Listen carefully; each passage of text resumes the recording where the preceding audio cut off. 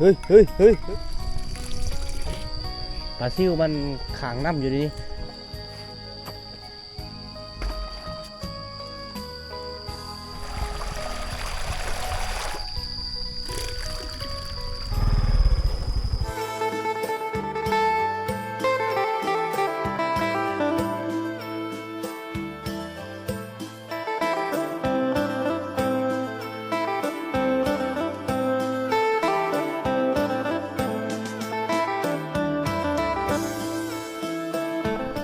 ยามตอนเช้าทุกคนเลยเอาสบายดีทุกคนและก็สบายดีพ่อแม่พี่น้องทุกคนเด้อที่กำลังติดตามและรับชมวิดีโอบ่าวเคบ้านปลาทุกคนเลยวิดีโอนี้บ่าวเคก็ได้ออกหน้าเลยนะตอนนี้นี่ช่วงนี้ฤดูนี้ทุกคนเลยนี่แหละวิถีชีวิตของคนบ้านป่าอยู่ในสปป.ลาวที่ได้เฮ็ดให้เฮ็ดนานะพอได้ฝนตกยามกลางคืนตอนเช้าก็จะได้ออกมาแบบนี้เลยอันนี้คือจะได้สวนจะได้ถือสวนออกมาแต่เฮือนเลยโอ้ป่าน้ำเต็มเลยแต่ฝั่งนี้นะเพราะว่าบ่าวเคได้อัดไว้แต่มื้อวานนี้มื้อนี้ก็สิมาออกปล่อยน้ำเพราะว่าเฮาได้ว่านกามื้อวานนี้กาบ่ได้ปล่อยน้ำนี่เห็นบ่น้ำเต็มเลยโตที่เฮาเฮ็ดหัวเอาไว้นี่มันน่าจะเป็นตะกร้าฮักกะว่านฮักกะออกอีหยังเลยนะแต่ว่าเฮายังบ่ทันได้ปล่อยน้ำมื้อนี้สิมาปล่อยน้ำมันทุกคนโอ้ป่าได้ดิอันนี้คือตาหน้าที่ใหญ่ที่สุดเลยน้ำมันจะโคตรลายเลยป่าทุกคนสังเกตป่านะ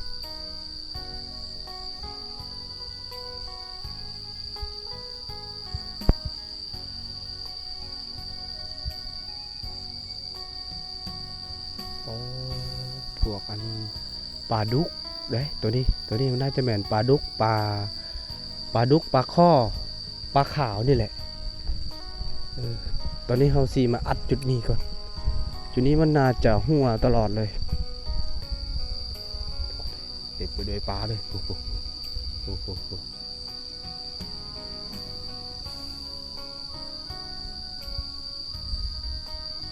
ซีมาอัดจุดนี้ก่อนนี่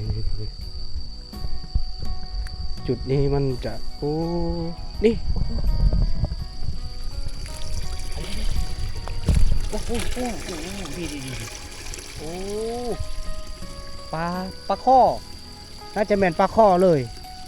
นี่แหละมันจะหัวจะออกเป็นหูอย่างแบบนี้เราต้องได้ขุดตัวนี้ก่อนเพื่อสิปล่อยน้ำตอนนั้นเราต้องได้ขุดตัวนี้ก่อนนี่ปลาทุกคนเลยปลาซับๆเลยนี่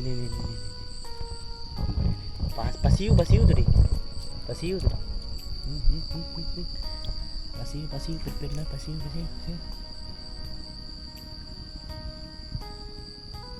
โอ้นี่ได้แล้วนี่ดิโอ้เอาปลาซิวมันขางน้ำอยู่นี่เขาต้องให้ปล่อยไว้อยู่นี่ก่อนเพราะว่าเฮาซีคุดแล้วเฮาซีไปเอาทุกคนเลยนี่ต้องได้ปล่อยไว้อยู่นี่ก่อนเอา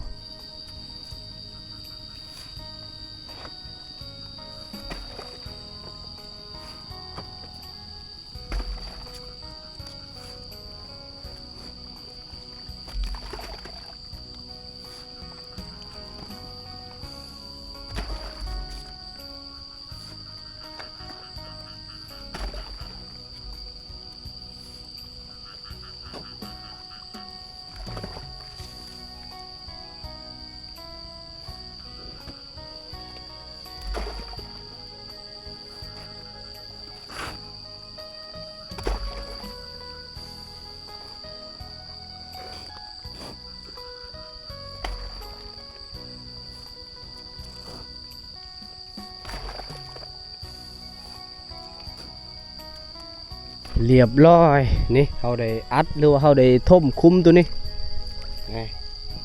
ถ้าว่ามันบ่ท่มล่ะเขาได้บ่ได้อัดก็อาจจะน้ำมันจะบ่อยู่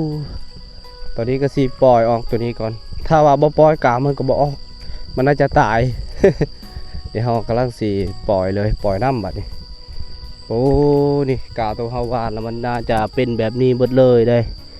นี่เห็นบ่แล้วถ้าเป็นแบบนี้แล้วทุกคนเลยนี่มันมอกเลยแบบนี้อันนี้มันน่าจะแมนมันไม่ได้เป็นเม็ดเลย มันจะพูแบบนี้มันบ่ได้เป็นเม็ดถ้าโตที่เป็นเม็ดมันจะบ่ได้พูแบบนี้สิปล่อยอยู่จุดนี้เลย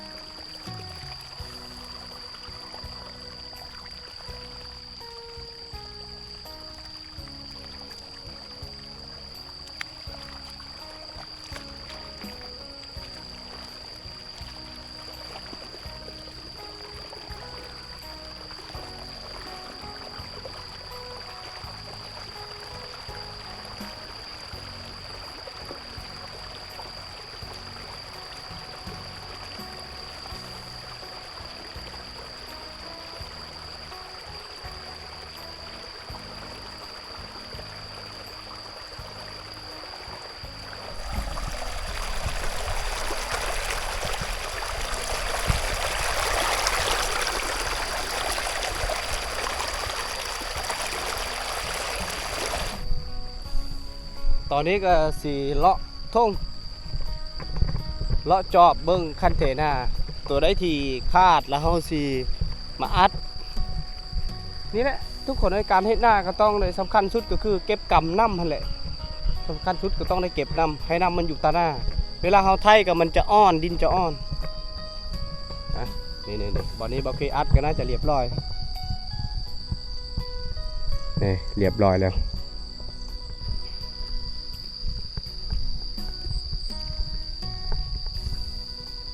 เราได้ปล่อยน้ำออกจากหน้าจากป้าที่เฮาว่านก้าไว้พอแห้งเพื่อสีเข้าดำหน้าก็สิฮอดเดือนพุ่นแหละเป็นเดือนพุ่นแหละทุกคนเลยยังอีกเดือนหนึ่งนะ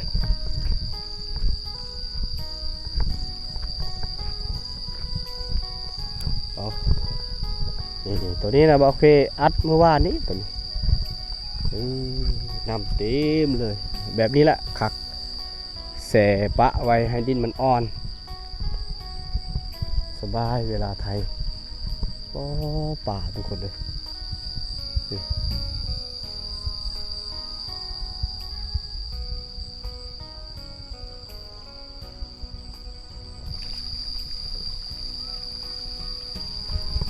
ป่าขึ้นโอ้ปลาเข่งหน้าทุกคนเลย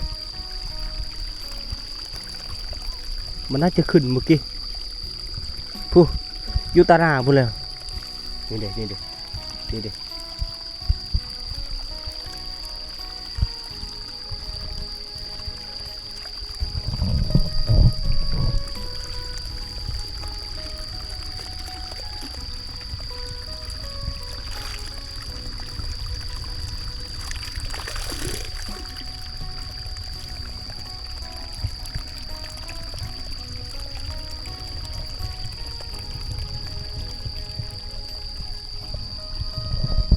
ป่าขึ้นทุกคนเลยพวกอันปลาปุ๊กป่าย่างกำลังขึ้นเลยตอนนี้นี่มันน่าจะขึ้นอยู่นี่เลย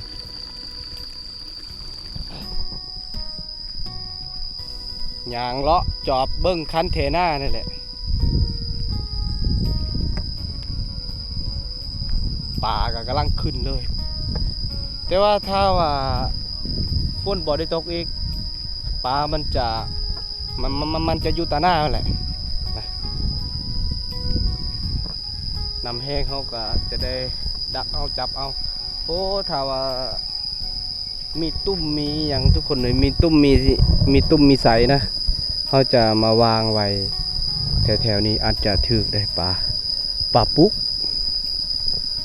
อาจจะแม่นปลาปุ๊กเลยปลาที่ขึ้นมันก็มาจากห้วยตัวนี้แหละเพราะว่ามันมีสายห้วยใหญ่มันจะขึ้นไปห้องตาหน้าเบาเคอยู่พุ่นเลยน้ำมันมาจากตัวนี้แหละทาเบิ้งอยู่ในนี่นะทุกคนเลย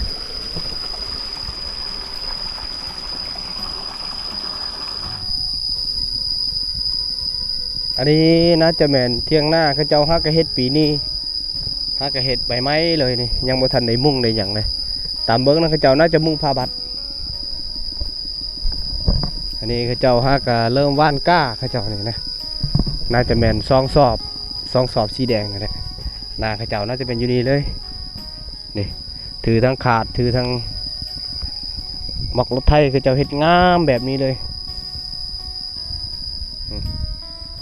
ไปเบิ่งเขาเจ้าไถนาก่อนไทยแบบนี้ไทยเราต้องได้ขาดเลยแต่หวานมื้อนี้เลย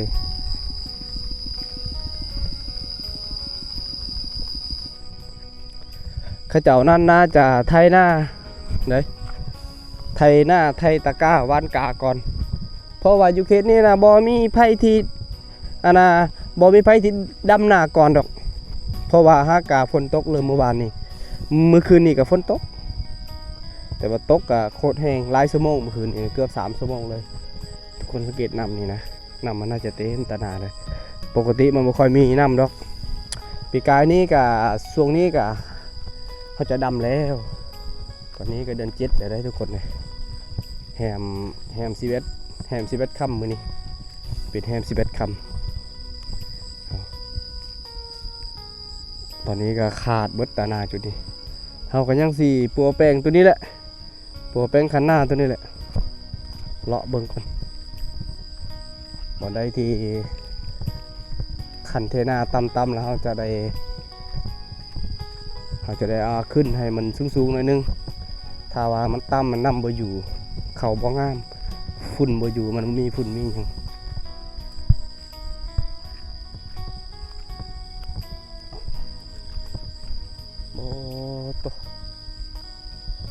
บ่มีน้ำเลยตาตัวนี้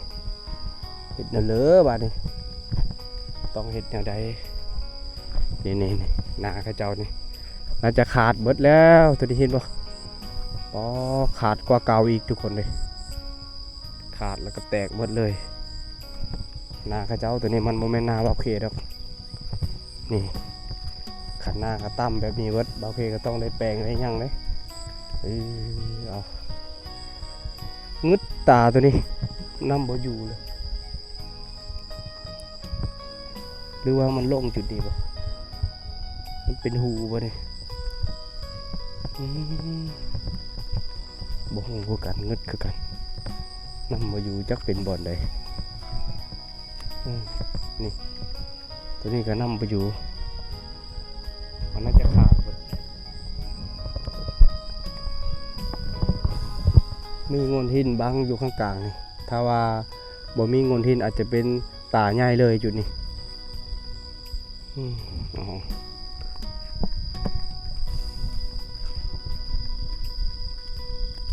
ตัวนี้ก็นำบ่ค่อยอยู่ปานใดลองเบิ่ง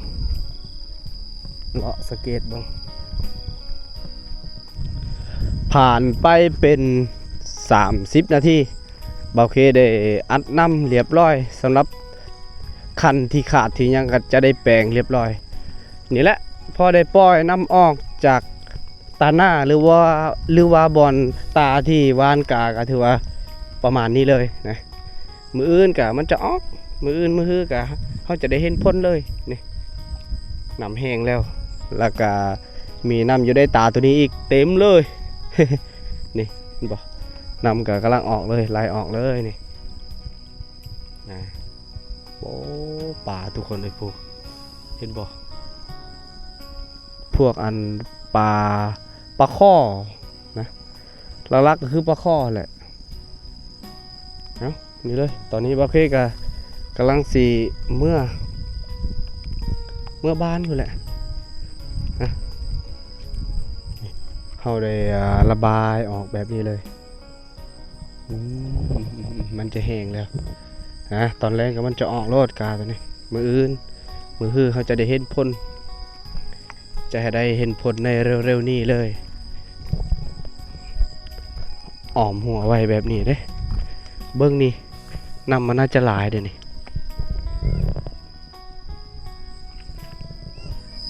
ฝนตกอีกยังเทื่อนึงก็ถือว่าดินนี่น่าจะอ่อนเบิดเลย อันนี้ก็เริ่มอ่อนแล้วเด้อันนี้ก็แม่นปลาหน้าบาวเคเบิดแล้วตัวนี้นะเขตหน้าราคานี้แหละมันสิเข้าสู่ขั้นตอนการไถหุดไถหยังแล้วทุกคนเลยนี่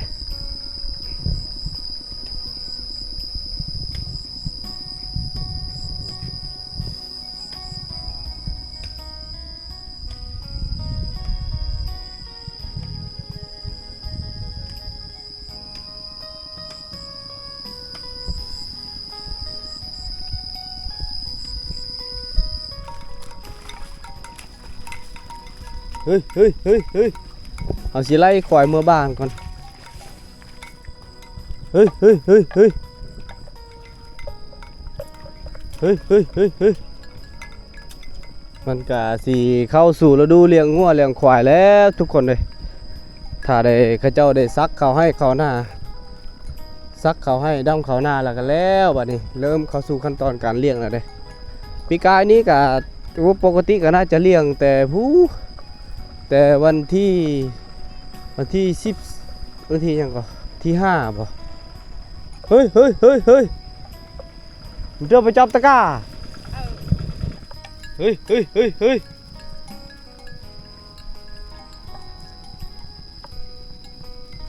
เฮ้ยเฮ้ยเฮ้ยเฮ้ยเฮ้ยเฮ้ยเฮ้ยเฮ้ยเฮ้ยเฮ้ยเฮ้ยเฮ้ยอันนี้คือกล้าอายเบาเคนะเพิ่นกำลังหว่านคือกันแต่ว่ายังไข่แน่กาข้าเจ้าบ่ได้มีหญ้าออกแล้วข้าเจ้าฮักกะหว่านไม้ๆก็ยังบ่ทันได้ออกเลยนี่ตาบักใหญ่เลยข้าเจ้าเฮ็ดอันนี้คือควายเบาเคเองเฮ้ยเฮ้ยควายเบาเคเองเลยตัวนี้เฮ้ยเฮ้ยเฮ้ยเฮ้ยเฮ้ย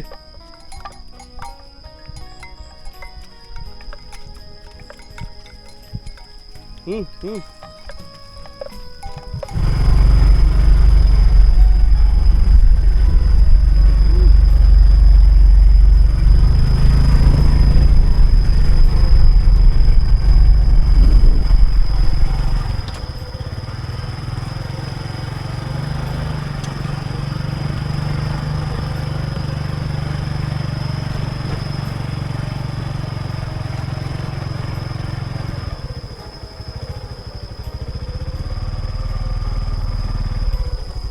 จ้า